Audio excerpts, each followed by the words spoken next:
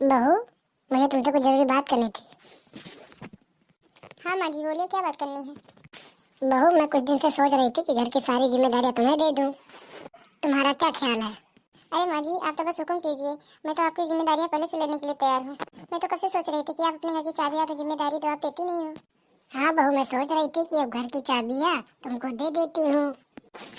तुम भी अब घर को अपना घर समझो और पूरा घर परिवार देखो और बुढ़ऊ है उन्हें देखो, अच्छे से सबका सेवा करो।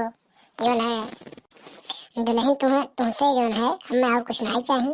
अपन लड़का बच्चा देखो, अपन परिवार देखो, अपने सास और जो है ससुर के सेवा करो। और हमें कुछ नहीं चाहिए दुल्हन तुमसे। अपन सबका खुश रहो, अच्छे से लड़के बच्चे देखो, बस और कुछ नहीं चाहिए तुमसे हमें। अरे माँ जी, आप कोई टेंशन मत लो, मैं बहुत अच्छे से ख्याल रख लूंगी सबके। जैसे आप यहाँ तक रखा है मैं भी रख लूंगी। बस आप घर की चाबियाँ मुझे दे दो और अपना आशीर्वाद भी दे दो, मुझे और कुछ नहीं चाहिए। ये बहू, खड़े खड़े सपना देख रही है क्या?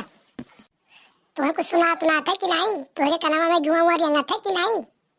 हाँ माँ जी बोलिए ना, आप कुछ दे रही थी ना, बोलिए ना, क्या दे रही थी?